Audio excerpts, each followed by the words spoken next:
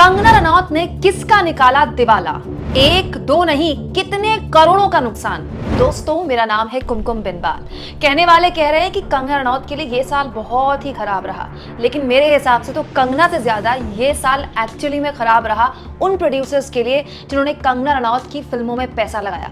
दोस्तों, केवल 2 फिल्में पिटने पर कंगना रनौत ने कैसे अपने प्रोड्यूसर्स को लगा दिया है करोड़ों का दिवाला। ऐसा दिवाला जिससे उबर पाने में उनके प्रोड्यूसर्स को सालों लग जाएंगे, ये मैं आपको तफसील से बताने वाली हूँ। ये तो आप जानते हैं दोस्तों कि साल 2019 में कंगना की फिल्म आई थी मणिकर्णिका, जो कि हिट रही थी।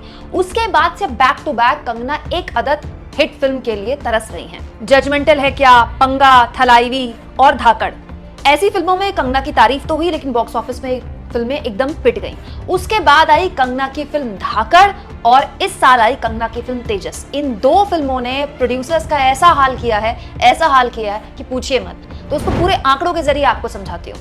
दोस्तों, तेजस जो अभी कुछ दिन पहले एक सिनेमा घरों में रिलीज हुई थी, इतनी बुरी तरह पिटी कि उसको देखने के लिए थिएटर्स नहीं आए दर्शक, शो कैंसिल करने पड़ गए। कुछ दिनों में ये फिल्म एक तरह से उतर गई थिएटर्स से। क्या आप जानते हैं इस फिल्म का बजट कितना था? 70 करोड़। और क्या आप जानते हैं कि इस फिल्म ने देश भर में कमाए कितने? 4 करोड़ 25 लाख। जी हाँ दोस्तों, इसके अलावा तेजस के सैटेलाइट, म्यूजिक और स्ट्रीमिंग राइट्स की कीमत 17 करोड़ के आसपास आंकी गई। मतलब कुल जमा अगर हम करें तो सारा मिलाकर तेजस ने 19 करोड़ 34 लाख के आसपास कमाए। मतलब 70 करोड़ का बजट और पूरा टोटल जो कमाई है फिल्म की वो 19 करोड़ 34 लाख। तो बचा कितना? 50 करोड़ 66 लाख। सोचिए, 50 करोड़ 66 लाख केवल तेजस में प्रोड्यूसर को नुकसान हुआ। और पिछले साल कंगना की फिल्म आई थी धाकड़, उसका भी कैलकुलेशन जान लीजिए। दोस्तों, कंगना की सुपर फ्लॉप फिल्म धाकड़ का करीब 80 से 85 करोड़ का बजट था। फिल्म ने दुनिया भर में कमाए मात्र 3 करोड़ 17 लाख के आसपास। तो इस हिसाब से अगर हम आकलन करें तो करीब 78 करोड़ 72 लाख के आसपास का प्रोड्यूसर्स को इस फिल्म से नुकसान हुआ है। तो तेजस और धाकड़ दोनों के प्रोड्यूसर्स का नुकसान मिला दें तो आंकड़ा बनता है 129 करोड़ 38 लाख रुपए। 129 करोड़ 38 लाख रुपए मात्र 2 फिल्मों के प्रोड्यूसर्स ने गंवाए।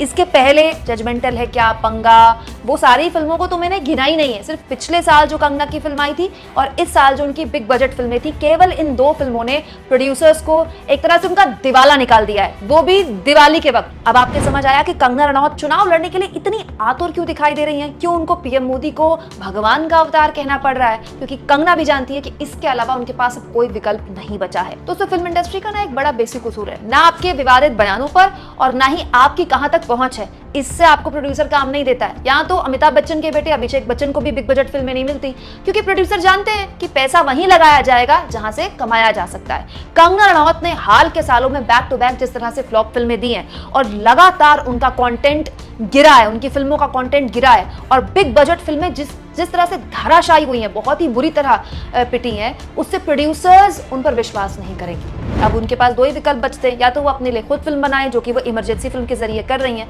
या फिर वो पॉलिटिक्स में चले जाएं। यही वजह है कि आजकल कंगना पॉलिटिकल बयान ज्यादा दे रही हैं, मंदिरों के दर्शन ज्यादा कर रही हैं और अपनी फिल्मों के कंटेंट पर कम ध्यान दे रही हैं। दोस्तों, अपनी फ्लॉप फिल्म की गलती को ढकने के लिए कंगना ने एक वीडियो में यह भी कहा था कि कोरोना से अब तक इंडस्ट्री बाहर नहीं आ पाई है, दर्शक थिएटर नहीं जा रहे, जबकि ये भी गलत है। OMG 2 और सत्य प्रेम की कथा और ड्रीम गर्ल जैसी छोटे बजट की फिल्में भी दर्शक थिएटर्स में देखने गए थे। इसके अलावा जवान, पठान और गदर तो big budget super duper hit हुई, वो भी इन्हीं दर्शकों ने की ना, कोरोना के बाद ही की। लेकिन साम दाम दंड भेद करने के बाद भी कंगना के फ्लॉप करियर का बेड़ा पार होता दिख नहीं रहा। इसीलिए अब पॉलिटिक्स ही शायद उनके लिए आखिरी विकल्प है। क्या आपको भी ऐसा लगता है दोस्तों? कमेंट बॉक्स में जरूर लिखें और जितना हो सके दोस्तों चैनल को शेयर और सब्सक्राइब भी करें और थैंक्स और ज्वाइन का ऑप्शन जरूर इस्तेमाल करें।